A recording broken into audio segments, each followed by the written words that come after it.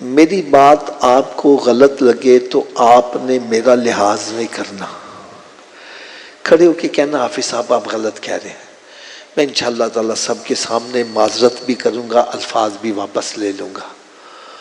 اور اگر میری بات سچی لگے پھر عمل ہونا چاہیے کہ نہیں ہونا چاہیے؟ آواز کم ہو گئی ہے۔ میں یہ گفتگو کیوں کرنے لگا ہوں؟ یقین جانو میں اپنے دل کا درد آپ کو سنانے لگا ہوں۔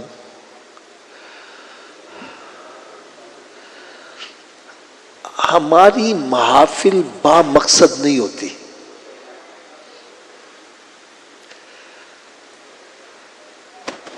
یقین جانو میں ایسی محافل میں بھی گیا ہوں جہاں پر میرا خیال ہے تقریباً 50 لاکھ روپیہ خرچ کیا ہے، لیکن آؤٹ پٹ کیا ہے؟ بے نمازی آ رہا ہے تو بے نمازی واپس جا رہا ہے، زانی آ رہا ہے تو زانی واپس جا رہا ہے، شرابی آ رہا ہے تو شرابی واپس جا رہا ہے۔ ہماری محفل کا مقصد کیا ہے؟ آئے دو چار نعتاں سنیاں، ہاتھ ہلائے، لنگر کھادا تے مچھان اتار دیں دے آ گئے۔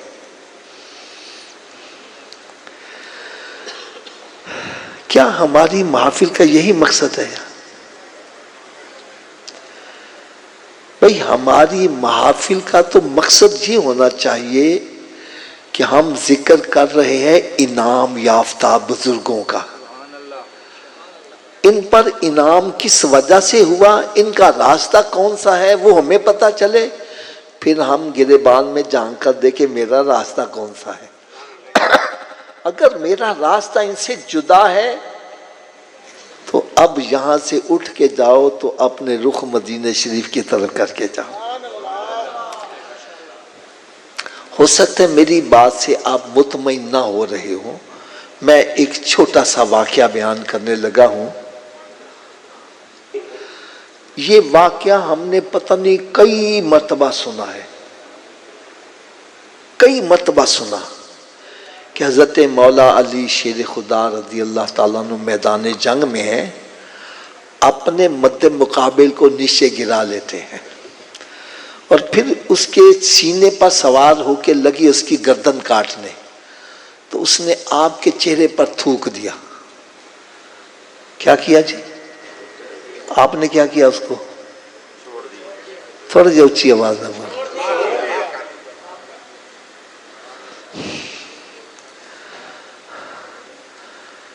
میں آپ سے اس لیے پوچھ رہا ہوں تاکہ مجھے پتہ چلے آپ نے یہ واقعہ سنا ہوا ہے۔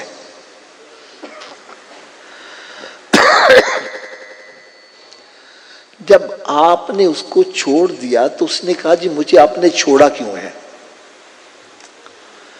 میں نے تو آپ کے ساتھ زیادتی کی، آپ کے چہرے پر تھوکا۔ بابا جی اگر کوئی ہمارے چہرے پر تھوک دے ہم اس کے ساتھ کیا کریں گے؟ یہ تو ہمارا چہرہ ہے جس کو دیکھ کے نحوست آتی ہے، اور وہ علی کا چہرہ ہے جس کا دیکھنا بھی عبادت ہے۔ جس نے اس چہرے پر تھوکا آپ نے اس کو معاف کر دیا۔ مجھے اس بات پر بڑا دکھ ہوتا ہے، ہم نعرہ تکبیر پہ آواز ہولی رکھتے ہیں، نعرہ رسالت پہ ہولی رکھتے ہیں، اور نعرہ حیدری پہ اونچی آواز کرتے ہیں۔ میں نعرے کا بھی مخالف نہیں ہوں، اونچی نیچی آواز کرنے کا بھی مخالف نہیں ہوں۔ دکھ مجھے صرف یہ ہے جس علی کے نام پر آواز اونچی کرتے ان کے نقش قدم پر کیوں نہیں چل رہے۔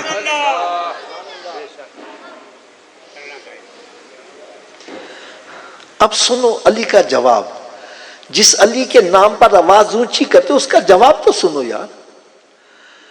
آپ نے ارشاد فرمایا کہ جب تو میرے سامنے آیا تھا مد مقابل، میرے پیش نظر اللہ کی رضا تھی، میں نے تجھے نیچے گرایا، تیری چھاتی پہ سوار ہو کے لگا تیری گردن کاٹنے، میرے پیش نظر اللہ کی رضا تھی، اور جب تو نے میرے چہرے پر تھوک دیا اب میری ذاتی دشمنی بیچ میں آ گئی۔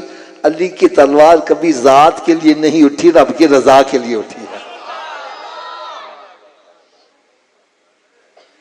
حضرت صاحب یہ سارے جو مسجد میں بیٹھے ہو بشمول سٹیج والے بھی، اپنے دل پر ہاتھ رکھ کے سوچو، آج ہماری خاندان میں جتنی دشمنیاں ہیں اللہ کی رضا کے لیے ہیں یا ذات کے لیے ہیں؟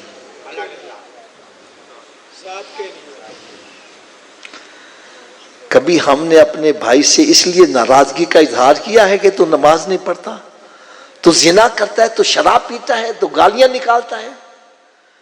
لڑائی ہے اس لیے کہ تو میرے پتر دی شادی تے نہیں سے آیا، تو میرے گھر آیا، میں تن روٹی کھوائی، میں تیرے گھر گیا تو پانی نہیں پیا۔ آج ہماری یہاں لڑائیاں ذات کے لیے ہیں، رب کی رضا کے لیے نہیں ہے۔ ایک اور چھوٹی سی بات کہہ دوں، علی کے نام پر اونچی آواز کرنے والوں، علی کی تو ابتدا بھی مسجد ہے، انتہا بھی مسجد ہے۔ میں نے پہلے کہہ دیا بھائی میں غلط ہوں، میری جھولی میں ڈالو، اور اگر میں سچ کہہ رہا ہوں تو یار اپنے اندر تبدیلی لے کے آؤ۔ علی کی ابتدا کہاں سے ہے؟ اونچی بولو۔ اور شہادت بھی اسی مسیطے وڑ دے ہی نہیں، اسی علی والے کے میں ہو گئے۔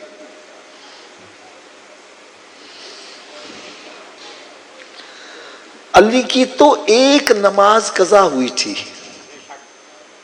کون سی نماز تھی؟ تھوڑا اونچی آواز میں بول، کون سی نماز تھی؟ اس سے پتہ چلا کہ علی سنی تھے، وہ ظہرین پڑھنے والے نہیں تھے۔ نہیں سمجھ لگے؟ اگر ظہر اور عصر ملا کے پڑھی ہوتی تو عصر قضا نہ ہوتی۔ اس سے پتہ چلا علی ظہر کے وقت ظہر پڑھتے تھے، عصر کے وقت عصر پڑھتے تھے۔ اس سے پتہ چلا علی ہمارے ہیں، ہم علی والے ہیں۔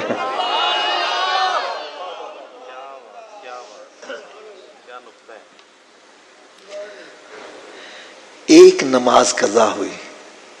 چلو حضرت صاحب آپ بتلانا، علی کی نماز نوٹوں کے لیے ہوئی تھی کہ ووٹوں کے لیے ہوئی تھی؟ کس کے لیے ہوئی تھی؟ سرکار کی نیند پر۔ کس پر ہوئی تھی جی؟ سرکار صلی اللہ علیہ وسلم کی نیند پر۔ پھر بھی آنکھوں سے کیا نکلے؟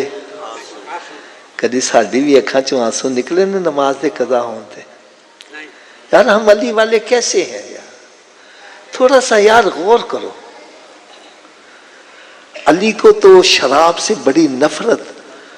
آپ فرماتے ہیں کہ دریا بہہ رہا ہو، اس میں قطرہ شراب کا گر جائے، دریا خشک ہو جائے، وہاں گھاس اگے، فرمایا علی اپنی بکریوں کو وہ گھاس کھلانا بھی پسند نہیں کرے گا۔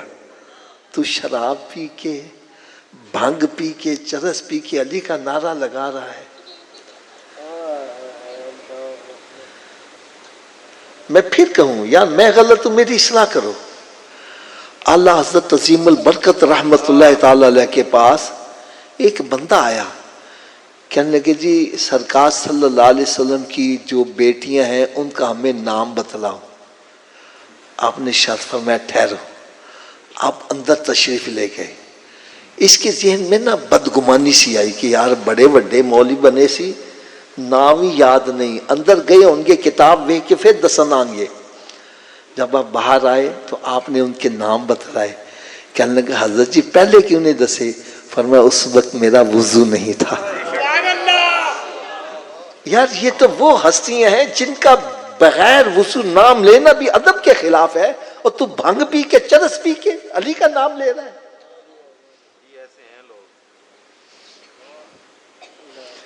چلو آپ مسجد میں بیٹھے ہو، میں آپ کے اوپر ہی چھوڑتا ہوں۔ ایک تو ہوتا نا ہم کہتے ہیں ایسی مولوی دی گل نہیں، مطلب بھائی میں آپ کی مان لیتا ہوں۔ خدا کی قسم کھا کے کہو علی کا نام بھنگ پی کے چرس پی کے لینا یہ ادب ہے؟ تو پھر کیوں ان کے پاس جاتے ہو؟ کیا لینے جاتے ہو؟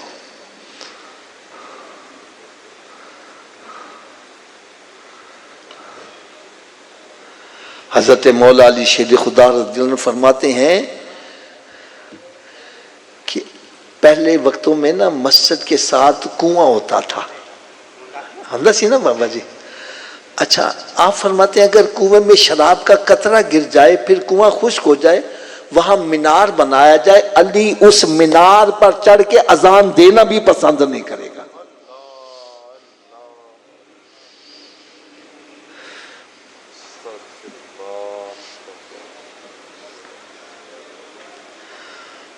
تو بھائی ہم علی والے کب بنیں گے؟ مجھے ایک بات پر بڑا دکھ ہوتا ہے، اگر میں غلط ہوں میری یار اصلاح کر دینا، میں آپ سے مسجد میں بٹھا کر اس بات کا اقرار کروانا ہے، میرے حسین سے نماز میں سستی ثابت ہے؟ تھوڑا سمجھیے بات سے۔ حسین سے کوئی نشہ ثابت ہے؟ کوئی بے حیائی ثابت ہے؟ یہ سارے کام یزید کے ہیں۔ آج ہم کام یزید والے کرتے ہیں اور نہ حسینی رکھا ہوا ہے یار۔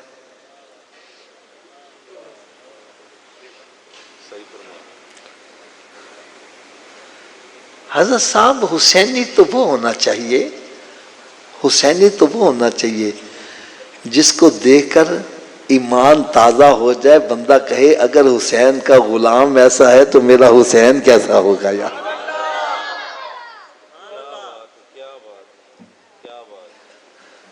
میں تو یار نا یہ نقیب محفل نعت خواں حضرات علماء کرام سے بھی ایک بات پوچھتا ہوں، میں کہتا ہوں یار تم یہ بڑے دعوے سے یہ کہتے ہو امام حسین رضی اللہ تعالیٰ عنہ کا سر تن سے جدا کیا گیا اور نیزے پر سر بلند کیا گیا، تو آپ کے ہونٹ مبارک ہل رہے تھے گویا میرا حسین نیزے کی نوک پر بھی قرآن پڑھ رہا ہے۔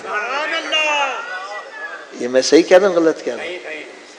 اب میری بات ذرا توجہ سے سننا، میرے حسین کو قرآن سے اتنا پیار کہ سر تن سے جدا ہے، حسین پھر بھی قرآن پڑھ رہا ہے۔ میں نے کہا تیرا سر نال لگا تو کیوں نہیں قرآن پڑھتا پیا؟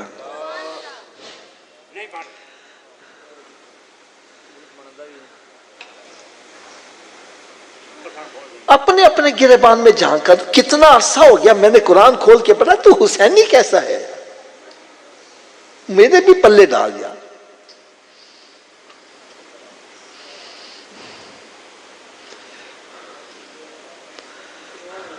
اب آؤ میں آپ کو ایک مسئلے کی بات بتلاؤں۔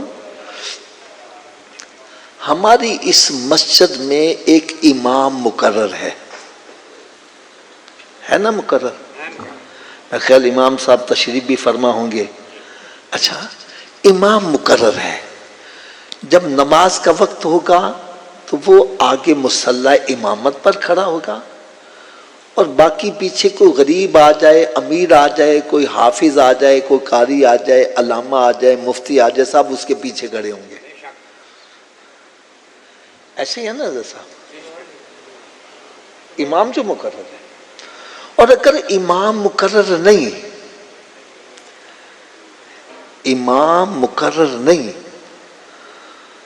تو پھر مسئلہ یہ ہے کہ سارے بندوں کے اندر امام اسی کو بنایا جائے گا جو سب سے افضل اور اعلیٰ ہے۔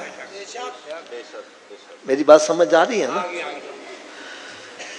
جو قرآن اچھا پڑھتا ہو، علمی لحاظ سے بھی بہتر ہو اور اخلاقی لحاظ سے بھی بہتر ہو، امام وہ بنایا جائے گا جو سب کے اندر افضل اور اعلیٰ ہے۔ ہم یہاں سارے اکٹھے ہیں، جماعت کروانا چاہتے ہیں، تو ہم سارے مجمع کے اندر اس کو امامت کے لیے سلیکٹ کریں گے جو سب سے اونچی بولو ذرا۔ اب میں کہتا ہوں یہ افضل ہے، یہ کہتے ہیں نہیں حافظ صاحب یہ افضل ہے، یہ کہتے ہیں نہیں جی یہ افضل ہے۔ ہمارا چناؤ غلط ہو سکتا ہے۔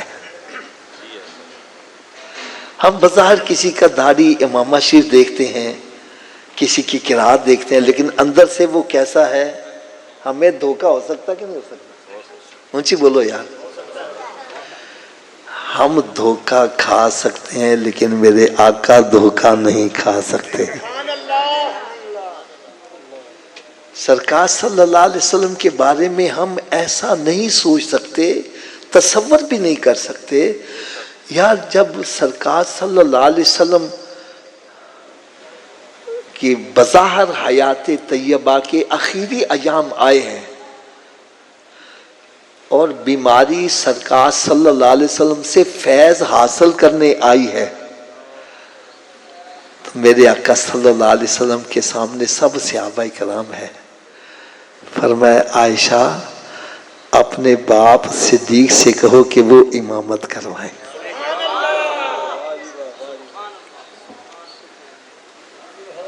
ایسا بیٹھے آرام سے بیٹھ جانا. میں جو کہنا چاہتا ہوں نا یار, وہ اگر دل میں بیٹھ جائے نا تو میں سمجھوں گا میری حاضری کا مقصد حل ہو جائے. یار ان صحابہ کرام میں مولا علی شیر خدا بھی ہیں, حضرت عباس بھی ہیں, انہی کے اندر حضرت عمر فاروق رضی اللہ عنہ ہیں, عثمان غنی بھی ہیں, اور دیگر صحابہ کرام سب موجود ہیں. میرے آقا صلی اللہ علیہ وسلم نے ارشاد فرمایا امامت کے مصلی پر صدیق کو کھڑا کرو.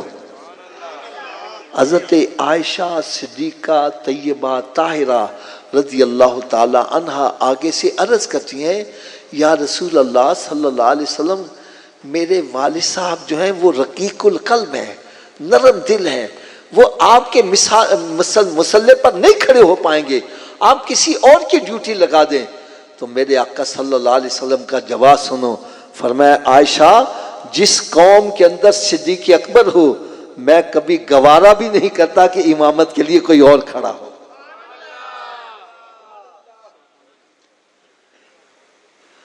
تو بھائی علی رضی اللہ تعالیٰ عنہ بڑی شان والے, بڑی شان والے, لیکن بھائی علی کی جہاں منقبت پڑھتے ہو وہاں یہ بھی کہو یہ علی کا مقام ہے, جو اس کا امام ہے اس کا مقام کتنا بلند ہوگا. یار نا ہم ڈنڈی مار جاتے ہیں, ڈنڈی مار جاتے ہیں. کس طرح ڈنڈی مارتے ہیں؟ دیکھو ایک ابھی ہمارے شاہد بھائی نے بھی اپنا لکھا ہوا کلام پڑھا, تو انہوں نے ایک بات کی کافی تکرار کی کہ فاتح خیبر کون ہیں؟ وہ علی ہیں, علی ہیں. کہا تھا نا. میرا ایک چھوٹا سا سوال ہے, 3 دن ہو گئے خیبر فتح نہیں ہو رہا, کیوں بابا جی؟ کتنے دن ہو گئے جی؟ یار تھوڑا سا نا انصاف سے کام لو. 3 دن ہو گئے خیبر فتح, کیا اس میں علی موجود نہیں تھے؟ تھے. خیبر فتح کیوں نہیں ہو رہا؟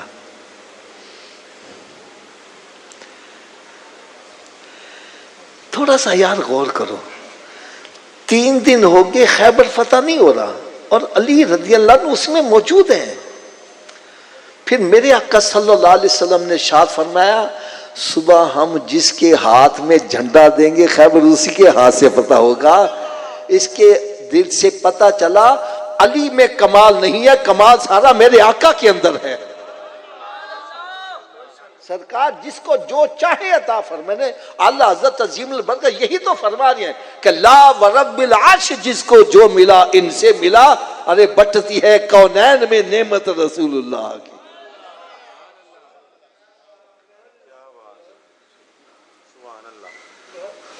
اور یقین جانو آپ کبھی حدیث پاک پڑھ کے دیکھو, صحابہ کرام فرماتے ہیں ہم سب رات یہی دعا کر رہے تھے کہ جھنڈا ہمیں ملے, کیونکہ ہمیں پتا تھا کہ ہماری طاقت سے خیبر فتح نہیں ہوگا, سرکار کی عطا سے ہی فتح ہوگا.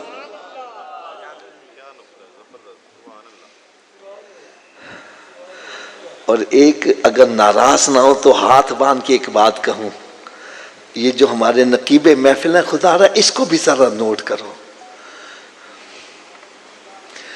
یا جس نے ہاتھ سے خیبر کا قلعہ اس کا دروازہ کھیڑا ہے اس کو علی کہتے ہیں، اور جس نے ہاتھ نے لگایا خالی رکا بھیجا ہے تو دریائے نیل چل رہا ہے، اس عمر کا نام کیوں نہیں لے رہا؟ ہر صحابی نبی جنتی جنتی، دونوں ہاتھ اٹھا کے ہر صحابی نبی جنتی جنتی۔ میں کہتا ہوں بھائی ہمیں آپ نے علی رٹا دیا ہے، حسین رٹا دیا، اب حسن بھی رٹاؤ یار، اس نے بیچارے نے کیا قصور کیا ہے؟ کیا امام حسن سرکار کے نواسے نہیں ہیں؟ کیا وہ علی کے بیٹے نہیں ہیں؟ کیا فاطمہ کے بیٹے نہیں ہیں؟ ان کا ذکر کیوں نہیں کرتے؟ یا حسین تو یا حسین، کبھی یا حسن بھی سنا ہے؟ کیا یہ جنتی نوجوانوں کے سردار نہیں ہیں؟ ان کا ذکر کیوں نہیں ہوتا؟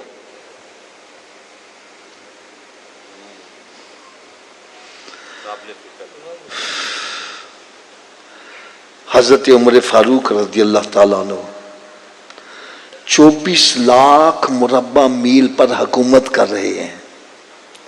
کتنے جی؟ کسی نے کہا عمر واہ کیا بات ہے یار، 24 لاکھ مربع میل پہ حکومت کر رہے ہو؟ عمر فاروق رضی اللہ تعالیٰ عنہ کی آنکھوں سے آنسو آ گئے، رونا شروع کر دیا۔ کہنے کہ یار اس میں رونے والی کون سی بات ہے؟ فرمایا میں وہی عمر ہوں جس کا والد اس کو اونٹ چرانے کے لیے بھیجتا تھا تو 2 اونٹ میرے قابو میں نہیں آتے تھے، یہ تو سرکار کی عطا کا صدقہ ہے کہ 24 لاکھ مربع میل پر میں حکومت کر رہا ہوں اور اعلان کر رہا ہوں اگر دجلہ دریا کے کنارے کتا بھی پیاسا مر گیا عمر اس کا بھی جواب دے گا۔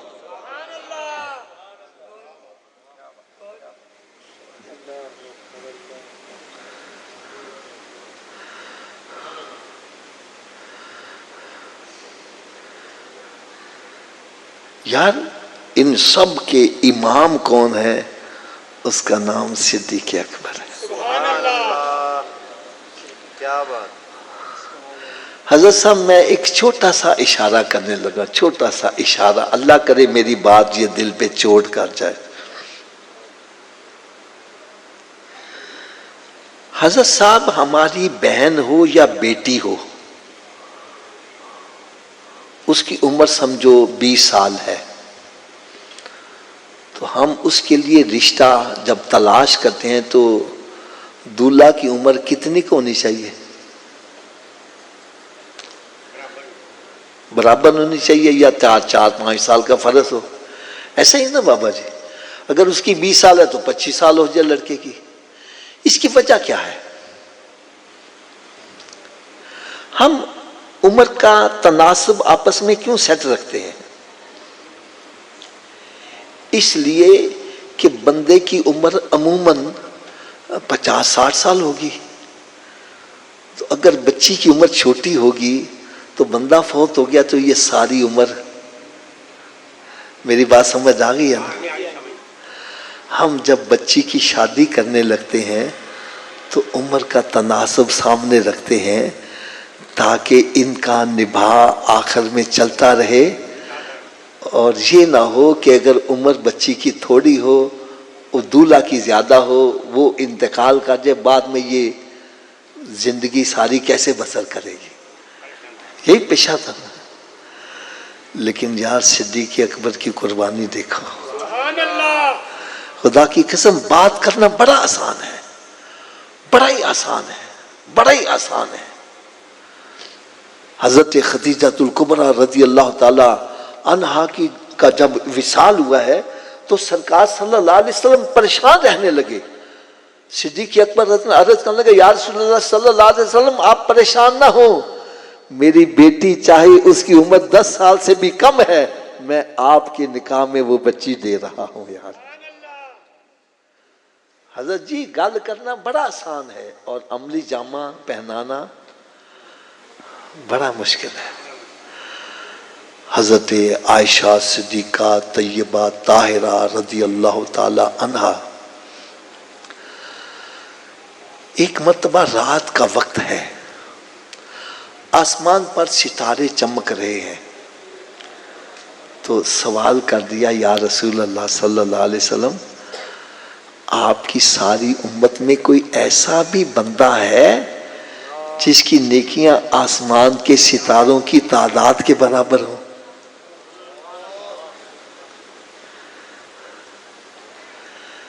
اب دیکھو سوال کی طرف ذرا توجہ کرنا، یہ جواب کون دے سکتا ہے جس کو آسمان کے ستاروں کی تعداد کا بھی پتہ ہو اور ساری امت کی نیکیوں کا بھی پتہ ہو؟ نبی پاک نے یہ نہیں فرمایا عائشہ میں نہیں جانتا، پھر نیکی کا تعلق تو دل سے ہوتا ہے، اعمال کا دار مدار نیت پر ہے۔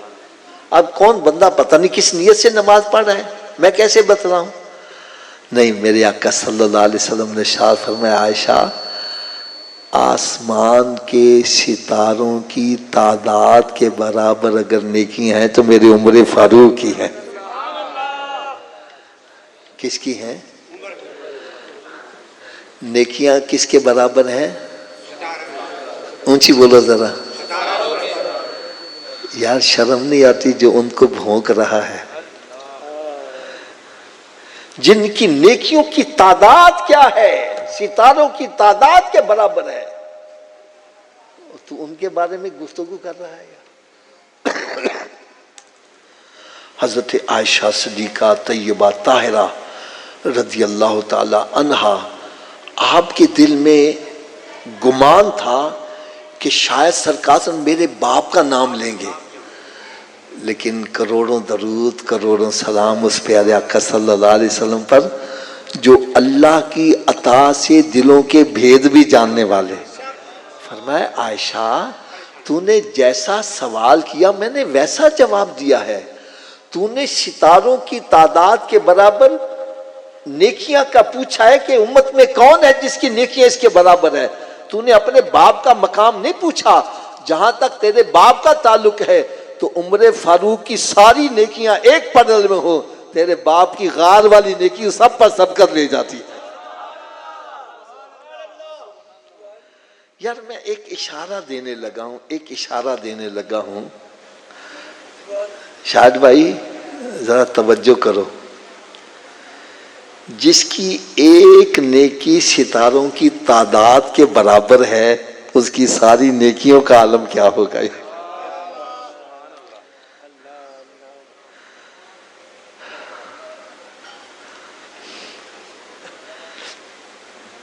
حضرت صاحب میں ایک بندے سے میں نے سوال کر دیا، میں نے کہا یار تم گھوڑے کا بڑا ادب کرتے ہو، وجہ کیا ہے؟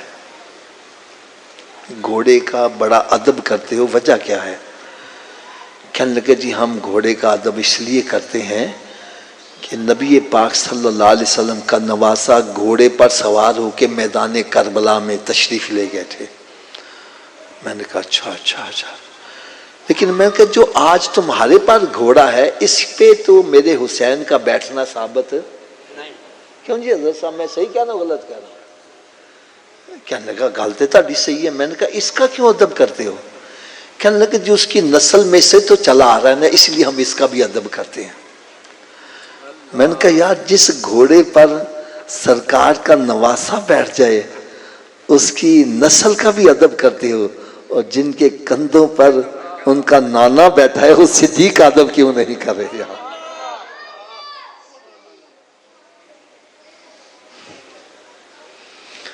حضرت سوچنے والی بات ہے۔ میں نے پہلے کہہ دیا کہ میں غلط ہوں تو میری جھولی میں ڈالو۔ میں نے ایک اور سودا سا سوال کر دیا، میں نے کہا یار اگر آج کسی بندے کو میدان کربلا میں دفن ہونے کی سعادت مل جائے، ایسے بندے کے بارے میں تمہارا کیا کہنا؟ وہ تو سیدھا جنتی، وہ سیدھا جنت۔ میں نے کہا یار ہم مقرر بندے ہیں، لوگ کہتے ہیں دلیل لاؤ، کیا دلیل دیں گے؟ کہنے لگا یہ کوئی پوچھنے والی بات ہے؟ اور بھائی میدان کربلا وہ میدان ہے جس میں سرکار صلی اللہ علیہ وسلم کے نواسوں کا خون شامل ہے۔ تو جس مٹی میں سرکار صلی اللہ علیہ وسلم کے نواسوں کا خون شامل ہو جائے وہ مٹی اتنی پاکیزہ ہے، اتنی فضیلت والی، اس میں جو دفن ہو جائے سیدھا جنتی ہے۔ میں نے کہا جس مٹی میں ان کے نواسوں کا خون شامل ہو اس میں دفن ہونے والا جنتی ہے، اور جہاں ان کے نانا جلوہ فروز ہے ان کے پہلو میں لیٹنے والے کا مقام کیا ہوگا؟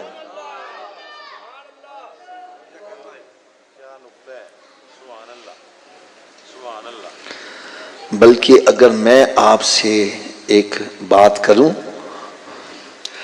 اگر آپ سے کوئی سوال کرے، شاہ صاحب کوئی آپ سے سوال کرے کہ نبی پاک صلی اللہ علیہ وسلم کی امت میں کوئی ایسا ہے جو اس وقت جنت میں ہے، تو برملا دو کا نام لے لو، ایک کا نام ابو بکر صدیق ہے، دوسرے کا نام عمر فاروق ہے۔ آپ کہیں گے آپ کے پاس کیا دلیل ہے؟ تو جو حضرات حج عمرہ کر کے آئے ہیں نا ان کی آنکھوں کے سامنے سارا منظر آنے لگا ہے۔ میرے آقا صلی اللہ علیہ وسلم نے ارشاد فرمایا ماں بین بیتی و منبری روضۃ من ریاض الجنہ، میرے حجرہ پاک اور ممبر شریف کے درمیان کا حصہ جنت کی کیاریوں میں وہ ہے ہی جنت کی کیاری۔ آج اگر کوئی بندہ جنت میں نماز پڑھنا چاہتا ہے وہاں جا کے نماز پڑھے، ایسا ہے جیسے جنت میں نماز ادا کرے، وہ ہے ہی جنت کے ٹکڑوں میں ٹکڑا۔ میں نے کہا جی یہ جنت کا ٹکڑا کیسے بن گئی؟ کہنے لگے سرکار صلی اللہ علیہ وسلم فجر کی نماز پڑھانے تشریف لا رہے ہیں، پھر واپس، پھر ظہر، پھر عصر، پھر مغرب، پھر عشاء۔ تو جس جگہ کو بار بار سرکار صلی اللہ علیہ وسلم کے قدم چومنے کا شرف ملا وہ جنت کی کیاریوں میں کیاری بنی۔ میں نے کہا جہاں سرکار خود جلوہ افروز ہے اس جگہ کا مقام کیا ہوگا؟ وہ تو عرش اعلیٰ سے بھی افضل جگہ ہے۔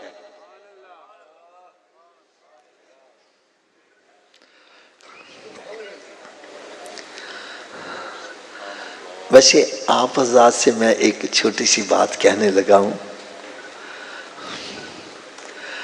آپ یہاں بیٹھے ہوں، میں سمجھانے کے لیے ایک بات کہنے لگا ہوں۔ آپ یہاں بیٹھی ہوئے مسجد میں، آپ کے پاؤں میں کوئی سوئی چھوٹی سی چبھا دے، آپ کیا کرو گے؟ ایک دم اچھل جاؤ گے۔ صرف ایک سوئی کسی نے چبھائی، اب ایک دم تبک جاؤ گے۔ یار سوئی کوئی چبھائے آپ تبک جاؤ، اور صدیق کی عظمت پر قربان جائیں کہ سانپ ڈنگ مار رہا ہے اور ایڑی ہلا نہیں رہے اور پاؤں کو بھی ہلا نہیں رہے کہ کہیں میرے آقا کی نیند میں خلل نہ آ جائے۔ یار سب گل کرنا بڑا آسان ہے، عملی جامہ پہنانا بڑا ہی مشکل ہے یار، بڑا ہی مشکل ہے۔ آج بابا جی ہمارا گھر ہے، اپنا گھر ہے، ہم ہزاروں مرتبہ اس میں آئے گئے ہیں، لیکن بتی چلی جائے تو کمرے میں گھستے ہوئے ڈر لگتا ہے۔ میں صحیح کہہ رہا ہوں غلط کہہ رہا ہوں؟ اور جس غار میں کوئی گیا ہی نہیں، صدیق عرض کریں یاد آپ باہر ٹھہرے میں پہلے اندر جاتا ہوں۔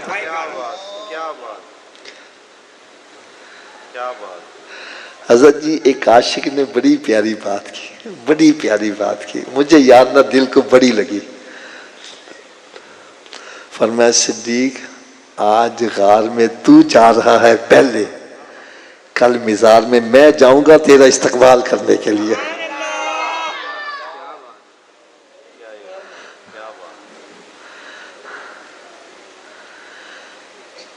یار ایسے نہیں، میرے آقا صلی اللہ علیہ وسلم نے ارشاد فرمایا کہ میرے اوپر جس نے بھی احسانات کیے، میرے اوپر جس نے بھی احسانات کیے میں نے ان کے احسانات کا بدلہ دنیا میں ہی چکا دیا۔ لیکن صدیق وہ ہستی ہے جس کے احسانات قیامت کے رب تعالیٰ چکائے گا۔ میں ایک اور حدیث مبارکہ آپ کو سناؤں، آپ کی طبیعت خوش ہو جائے۔ حدیث پاک میں کہتا ہے جنت کے 8 دروازے ہیں۔ کتنے جی؟ اونچی بولو. ہر دروازے کا نام جدا جدا ہے. جس بندے کے اندر جون سی نیکی درجہ کمال کو پہنچی ہوگی وہ اس دروازے سے بلایا جائے گا. میں اس کے لیے چھوٹی سی مثال دے دوں. آپ کے محلے میں نمازی بندے، یوں سمجھے سارے آپ نمازی ہیں، لیکن کچھ ایسے بندے ہوں گے جو خیرات بڑی کرتے ہیں. ایسی صفت کسی اور میں نہیں پائی جاتی. وہ دیکھو کبھی مسجد بنوا رہے ہیں، کبھی مدرسہ بنا رہے ہیں، کبھی بچیاں لیاں شادیاں کر رہے ہیں، کبھی کدھر پیسہ لگا رہے ہیں، کبھی کدھر. یعنی خیرات میں، خیرات والی نیکی کو انہوں نے درجہ کمال تک پہنچایا ہے. فرمایا جس بندے کے اندر یہ خیرات والی نیکی درجہ کمال کو پہنچی ہوگی اس کو باب الخیرات سے آواز آئے گی قیامت میں، اے بندے آ اس دروازے سے داخل ہو، جنت میں چلا جا. اچھا کچھ ایسے بندے ہوں گے آپ نے دیکھے ہوں گے وہ نمازی پرہیزگار تو ہوتے ہیں لیکن روزے بڑے رکھتے ہیں. فرض روزے بھی رکھ رہے ہیں، پھر نفلی روزے بھی.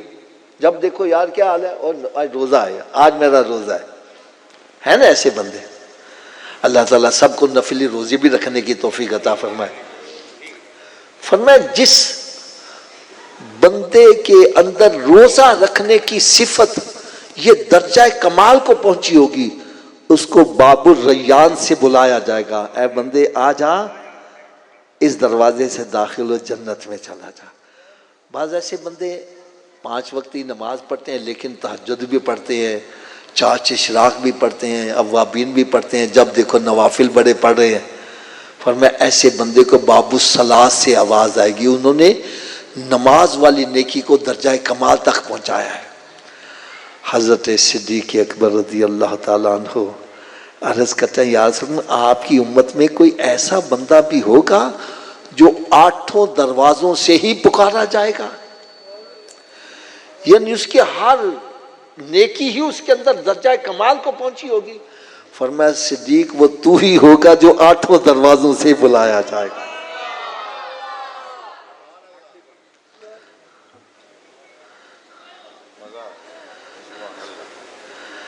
اچھا اب میں اختتام کی طرف آنے لگا ہوں کیونکہ اصل میں طبیعت میری کچھ ناساز سی ہے، لیکن اللہ تعالیٰ کا میں شکر ادا کرتا ہوں اس نے مجھے یہاں آنے کی توفیق عطا فرما دی. توجہ سے سننا. بعض بندے کہتے ہیں ہم صحابہ کرام کو مانتے ہیں، بڑے اچھے تھے، بڑی خدمت کرنے والے اور دین اسلام کے لیے تن من دھن سب قربان کرنے والے، ہم مانتے ہیں. لیکن حافظ صاحب جیسے سرکار صلی اللہ علیہ وسلم نے پردہ فرمایا، کوئی کرسی کے پیچھے پڑ گیا، کوئی ادھر ہو گیا، کسی نے ہاتھ دبا لیا، کسی نے یہ کر لیا وہ کر لیا، ہے نا ایسے بندے. میں نے کہا بھائی میں اس کے تجھے 2 جواب دوں گا. کتنے جواب؟ سننے کے لیے تیار؟ تھوڑا سا اونچی آواز سے تیار ہو؟ آپ کے اسی روڈ کے اوپر آگے جاؤ نا تو آگے ایک دربار شریف آتا ہے میاں شیر محمد صاحب رحمۃ اللہ. سنا ہے کہ نہیں؟ میاں شیر محمد صاحب رحمۃ اللہ تعالی علیہ. آپ کا ایک مرید تھا، اس کی کسی سکھ کی عورت سے آنکھ لڑ گئی. سکھ کی عورت نے کہا کہ میرا شوہر شہر جا رہا ہے 2 راتوں کے لیے، تو رات کو آ جانا. یہ بڑا خوش ہوا، تیار ہو کے نا جیسے اس کے گھر پہنچا نا تو دیکھا وہ سکھ جو ہے نا وہ صحن میں ٹہل رہا ہے، کبھی ادھر جا رہا ہے کبھی ادھر جا رہا ہے. یہ ڈر کے واپس آ گیا. کہا تجھے تو راتی آیا نہیں؟ اگر تو تے مروان لگی سا سکھ کے اندر ٹہلنے، ان کا تن چولا پیا ہے، تن مغالطہ لگا ہے، وہ تو آئی رات بھی نہیں ہوگا، تو آئی رات آ جائیں. اگلی رات یہ پھر گیا، دیکھا پھر سکھ ٹہل رہا ہے، یہ ڈر کے پھر واپس آ گیا. اگلا دن جمعے کا تھا. کون سا تھا؟ تو جمعہ یہ میاں صاحب کے پیچھے پڑا کرتا تھا. جیسے یہ پہنچا تو میاں صاحب فرمانے لگے بیلیو وہ چنگے چنگے کام کریا کرو سن، روز روز سکھ دا روپ نہ دھارنا پیا کرے۔ میں نے کہا پیر جنہ دے کامل میاں حضرت باہو، وہ کنڈی لگ دے تر کے ہو، جس کا پیر کامل ہو وہ مرید کو ڈوبنے نہیں دیتا، ارے وہ مرید کو سہارا دیتا ہے، بچا لیتا ہے۔ میں نے کہا جس کا پیر میاں شیر محمد ہو وہ مرید کو ڈوبنے نہ دے، اور جس کا پیر امام الانبیاء ہے وہ صحابہ کو کیسے ڈوبنے دے؟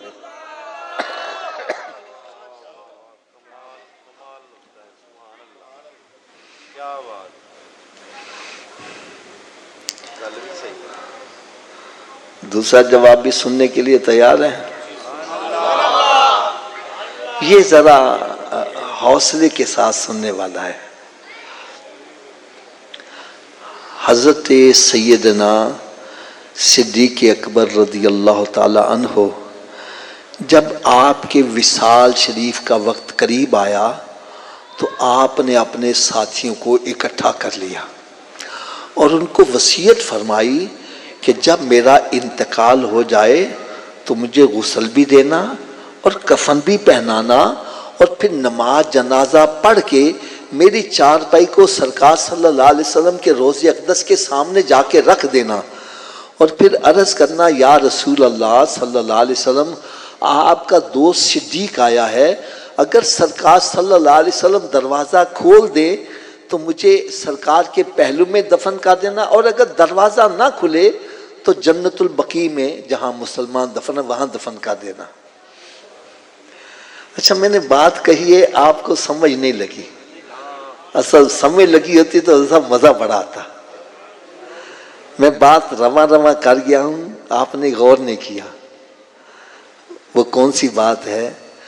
یار کسی صحابی نے اعتراض نہیں کیا، صدیق تم کیا کہہ رہے ہو؟ سرکار صلی اللہ علیہ وسلم کو پردہ فرمائے تو اتنا عرصہ ہو گیا، وہ منو مٹی کے نیچے دفن ہے، دروازہ کیسے کھولیں گے؟ اس سے پتہ چلا ہر صحابی کا عقیدہ ہے ہمارا نبی زندہ ہے۔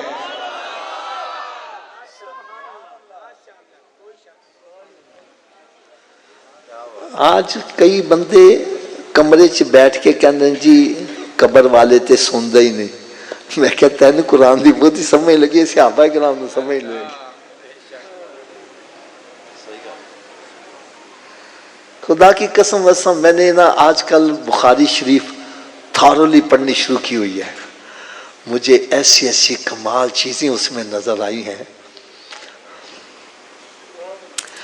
نبی پاک صلی اللہ علیہ وسلم غزوہ بدر، جنگ بدر میں سرکار نے پہلے جا کے دائرے لگا دیے، ایتھے ابو جہل تڑپ رہا ہوئے گا، ایتھے اتبا، ایتھے شیبہ، پہلے ہی صحابہ کرام فرمائے جب جنگ ختم ہوئی تو خدا کی قسم ہم نے سرکار کے لگائے ہوئے دائروں سے کسی کو 1 انچ بھی ادھر ادھر نہیں دیکھا، وہیں تڑپ رہا تھا۔ پھر کہنے علم نہیں۔ اچھا اگلی بات سنو جو میں آپ کو بتلانا چاہتا ہوں۔ جو کافر تھے نا ان کو سرکار نے ایک کنویں کے اندر فرمایا سب کو ڈال دیا جائے، ڈال دیا گیا، اور سرکار جب جنگ جیت جاتے تھے نا پھر 3 دن وہاں قیام کرتے تھے۔ 3 کے بعد جب قافلہ روانہ ہونے لگا تو سرکار صلی اللہ علیہ وسلم سواری کی طرف جانے کی بجائے وہ کنواں جہاں کافر دفن تھے ان کو میرا ڈالا گیا تھا، کنویں کی منڈیر پر کھڑے ہو کر ایک ایک کا نام لے کے کہنے لگے اوے ابو جہل جو میں کہہ رہا تھا سچ تھا کہ نہیں سچ تھا؟ اتبا شیبہ بتلاؤ جو میں نے کہا تھا سچ ثابت ہوا ہے کہ نہیں ہوا؟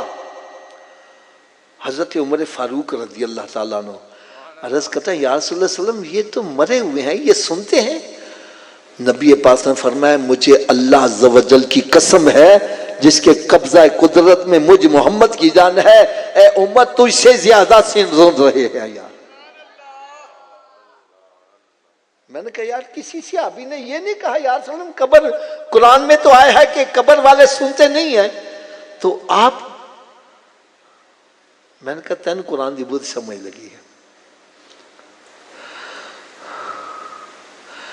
اور جو میں نے آیت پڑھی نا حضرت صاحب، اس میں بھی دیکھو میری بات سنو.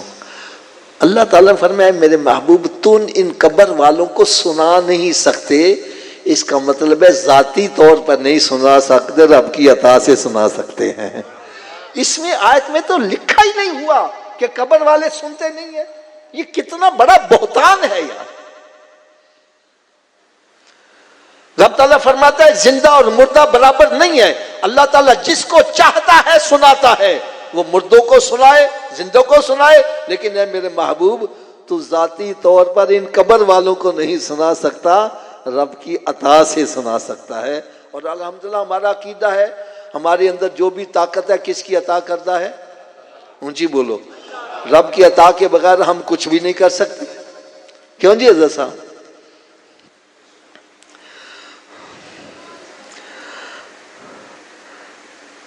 تو کسی صحابی نے اعتراض نہیں کیا اے ابو بکر تو کیا کہہ رہا ہے رضی اللہ تعالیٰ عنہ. سرکار سے ان کو پردہ فرمائے اتنا عرصہ ہو گیا اور وہ منو مٹی کے نیچے دفن ہے، وہ تمہاری آواز کیسے سنیں گے، ہماری آواز کیسے سنیں گے، دروازہ کیسے کھولیں گے؟ کسی نے اعتراض نہیں کیا. اس سے پتہ چلا کہ ہر صحابی کا عقیدہ ہے ہمارا نبی زندہ ہے. اونچی بولو ہمارا نبی. اسی لیے اللہ حضرت یہی تو فرما رہے ہیں تو زندہ ہے واللہ، تو زندہ ہے واللہ میری چشم عالم سے چھپ جانے والے. ایک مجھے کہنے لگا نہیں حافظ صاحب آپ سمجھے نہیں ہیں. میں کہا چل تو سمجھا دے یار.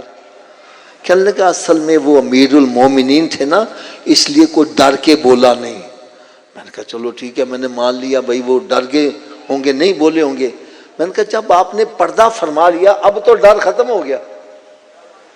اب آپ کی وصیت پر عمل نہیں ہونا چاہیے تھا، لیکن سب نے وصیت پر عمل کیا.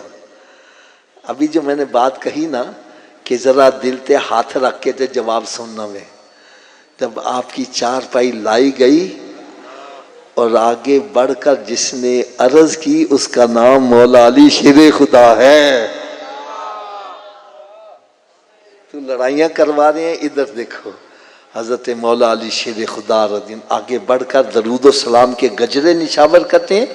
پھر عرض کرتے ہیں یا رسول اللہ صلی اللہ علیہ وسلم آپ کا دوست صدیق آیا ہے، بس اتنا عرض کرنے کی دیر تھی. میرے آقا صلی اللہ علیہ وسلم نے دروازہ بھی کھول دیا اور قبر انور سے آواز آئی اوصل الحبیب الی الحبیب، دوست کو دوست کے ساتھ لٹا دیا جائے. میں نے کہا صدیق تو وہ ہے جس کے پردہ کرنے کے بعد بھی میرے آقا نے ان کو اپنا دوست ہی قرار دیا ہے.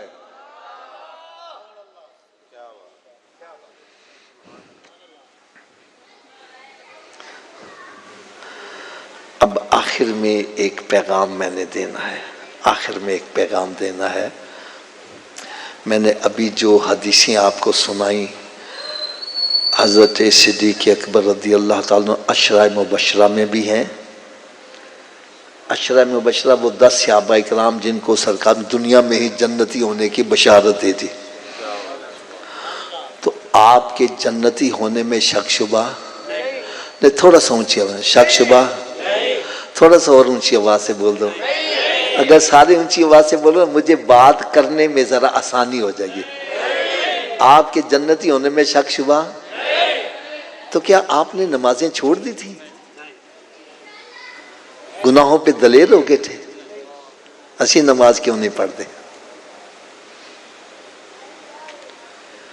حضرت صاحب ان کے پاس تو سندیں ہیں، سرٹیفکیٹ ہیں، اور پھر بھی نماز میں سستی نہیں ہو رہی اور ہمارے پلے کک بھی نہیں ہے، اسی مسجدیں پڑھتے ہی نہیں.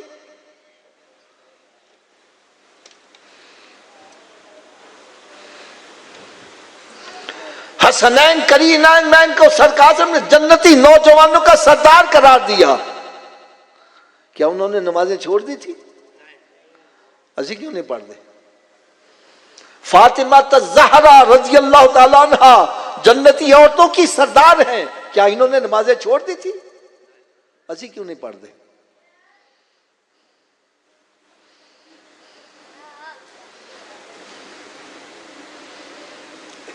بعض بندے کہتے ہیں جی نسبت ہی بڑی ہے.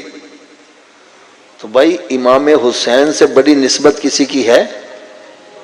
بولو تو صحیح آگا. حسن مجتبی سے بڑی نسبت کسی کی ہے؟ فاطمہ الزہرا کے پاس بڑی نسبت کسی کے پاس ہے؟ ارے وہ جب نماز پڑھے تو کیوں نہیں پڑھ رہا؟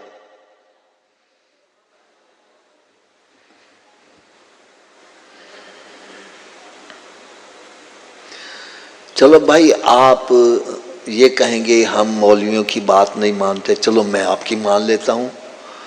آپ جو کہو گے، جو فیصلہ کرو گے میں مان لوں گا. فیصلہ آپ نے کرنا ہے. حضرت صاحب آپ نے میری بات کا جواب دینا ہے.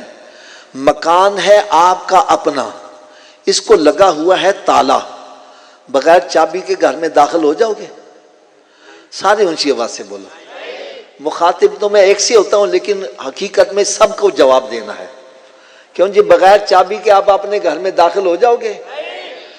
اگر بغیر چابی کے تو اپنے گھر میں نہیں جا سکتا، بغیر چابی کے جنت میں کیسے چلے جاؤ گے یار؟ آپ کہیں گے جی جنت کی چابی کیا ہے؟ میں کہوں گا بھائی مجھ سے نہ پوچھو، جس نبی کا میلاد مناتے انہی سے پوچھ لو جنت کی چابی کیا ہے. تو میرے آقا صلی اللہ علیہ وسلم نے ارشاد فرمایا الصلاۃ مفتاح الجنہ، نماز جنت کی چابی ہے. اونچی بولو نماز جنت کی چابی ہے. اور اونچی آواز نماز جنت کی چابی ہے. چلو حضرت جی تسی دس دیو بغیر چابی دے جنت دا تالا کھول لو گے؟ چلو تسی دس دیو جی چابی تو بغیر، چابی دا بندوبست مرن تو بعد کرنا ہے کہ پہلے کرنا ہے؟ تو پھر کرتے کیوں نہیں؟ جب مسجد سے آواز آتی ہے حی علی الصلاۃ، آؤ چابی کے لیے، کیوں بیٹھا گپیں مار رہا ہے؟ کیوں بیٹھا فلمیں ڈرامے دیکھ رہا ہے؟ کیوں بیٹھا کاروبار کر رہا ہے؟ ارے تجھے چاہیے سب کام چھوڑ کے مسجد کی طرف آ. کوئی پوچھے حضرت جی کدھر چلے جائے؟ بتلا میں جنت کی چابی لینے جا رہا ہوں. کیا لینے جا رہا ہوں جی؟ اونچی بولو. اچھا اگر ناراض نہ ہو تو تھوڑی جی کڑوی گل کہہ دیا، ہاتھ باندھ کے کیا لگا؟ اگر جنت دی چابی دا بندوبست نہ کیتا تو پھر کتنے جانا پڑے گا؟ تو دوزخ دی آگ برداشت ہو جائے گی؟ آج تھوڑی سی گرمی پڑ گئی تو چیخیں نکل گئی. دنیا کی گرمی برداشت نہیں، دوزخ کی گرمی کیسے برداشت کریں گے؟ تو تھوڑا سا اونچی آواز سے بول دو دوزخ کی آگ برداشت ہو جائے گی؟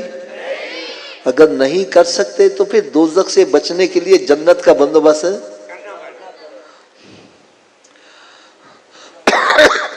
چلو حضرت آپ بتلا دو کیا ہر چابی ہر تالے کو لگ جاتی ہے؟ اس کی کیا وجہ؟ چلیں وجہ میں بتلا دوں. اصل میں تالے کے اندر ہوتے ہیں لیور. جتنے لیور کا تالا ہوگا چابی کو اتنے دانتے پڑے ہوں گے تو چابی گھومے گی. چابی گھومے گی تو تالا کھلے گا نا. تو آؤ آج میں آپ کو یہ بھی بتلا جاؤں جو جنت کو تالا لگا اس کے 5 لیور ہیں. کتنے لیور ہیں جی؟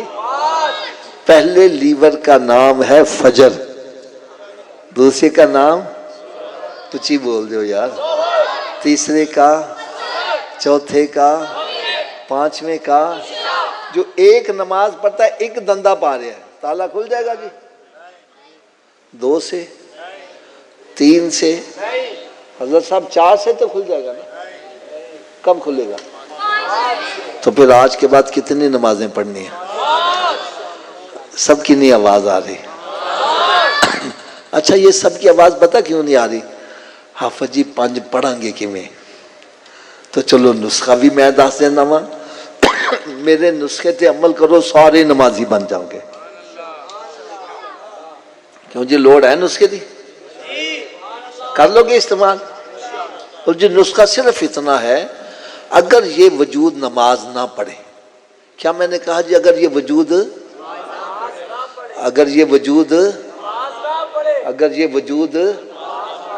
تو اس وجود کو رب کا رزق نہ کھلاؤ، نہ روٹی کھلاؤ نہ پانی پلاؤ. بات بھی میں سچی کر رہا ہوں حضرت صاحب. جو وجود رب تعالیٰ کے آگے نہیں جھکتا کیا وہ اس قابل ہے کہ اس کو رب کا رزق کھلایا جائے؟ روٹی سامنے رکھی اپنے منہ میں نہیں جاتی، پکڑ کے لے جاؤ نا، مت لے جاؤ، یہ روٹی مانگے بولو نہیں پہلے نماز پھر بعد میں روٹی۔ تو کیا خیال ہے نمازی بن جائے گا کہ نہیں بنے گا؟ تو اس نسخے پر عمل کون کون کرے گا؟ سبھی ہاتھ اونچا کھڑا کر کے بلند آواز سے انشاءاللہ کا نعرہ لگا دو۔ آج کے بعد ہماری کوئی نماز قضا نہیں ہوگی، رمضان شریف کا روزہ بھی نہیں چھوڑیں گے، سرکار صلی اللہ علیہ وسلم کی سنت پر عمل کریں گے۔ یار مسجد میں بیٹھے سچی بات کرنا، ہم سارے نمازی بن جائیں، میرے صدیق کتنا خوش ہو جائیں یار۔ یہ ہے محفل کا انعقاد کا مقصد۔ اب نسخے کی صبح کی ڈوز بھی سن لو، اتنی دیر تک ناشتہ نہیں کرنا جتنی دیر نماز فجر نہ پڑھ لو۔ پہلے نماز پھر ناشتہ۔ ایک بندہ کہنا صبح اٹھنے لگا دیر ہو جائے تے، میں ان کا نام پڑھنے سے بہتر ہے پڑھ لو، سویرے اٹھ کے منہ ہاتھ دھوندے جانا تے وضو کر لو، وہ 2 سنت 2 فرض پڑھ لو، فجر دی پڑھ لو گے باقی پڑھنی آسان، فجر دی رہ جائے شران کا تو اچھا ہونا، کل تو پڑھیں گے، نہ کل آوے تے نہ نماز پڑھ پاوے، لہذا تھوڑا سا اونچی آواز، اتنی دیر تک ناشتہ جتنی دیر تک نماز فجر نہیں پڑھیں گے، اور اتنی دیر تک کوئی اخبار رسالہ تے اے موبائل دے میسج نہیں پڑھنے جنہیں در رب دا میسج قرآن نہیں پڑھ لوں گے۔ اتر کر ہیرا سے سوئے قوم آیا اور ایک نسخہ کیمیا ساتھ لایا، ارے وہ معزز تھے زمانے میں مسلمان ہو کر، آج ہم خار ہوئے تارک قرآن ہو کر، درس قرآن اگر ہم نے نہ بلایا ہوتا، یہ زمانہ نہ زمانے نے دکھایا ہوتا۔ میرے آقا صلی اللہ علیہ وسلم نے ارشاد فرمایا، اپنے گھروں کو قبرستان مت بناؤ، اپنے گھروں کو ویران مت کرو، ارے گھر بندوں سے آباد نہیں ہوتے، گھر تلاوت کلام پاک سے آباد ہوتے۔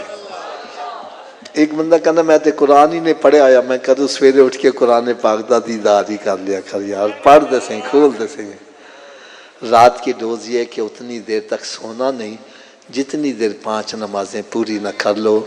سونے والے رب کو سجدہ کر کے سو، کیا خبر اٹھے نہ اٹھے صبح کو۔ میری ایک ہاتھ باندھ کے چھوٹی سی آپ سے گزارش ہے، جن حضرات نے عشاء کی نماز نہیں پڑھی آج عشاء پڑھ کے سو، اللہ تعالیٰ تمہیں فجر میں اٹھنے کی توفیق بھی عطا فرما دے گا۔ اور بندہ تو کہتا ہے میں فجر تو شروع کروں گا، تو بھائی کیا عشاء فرض نہیں ہے؟ جیڑی تیرے ہاتھ وہ تے تو پڑھدا نہیں پیا، تو کہنا میں فجر ویلے پڑھاں گا، اور بھائی کیا پتا تیری صبح زیر زمین ہو جائے۔ بڑے بندے رات نو ستے نے سویرے اٹھنا نصیب، سونے والے رب کو سجدہ کر کے سو، کیا خبر اٹھے نہ اٹھے صبح کو، وما علیہ الا البلاغ۔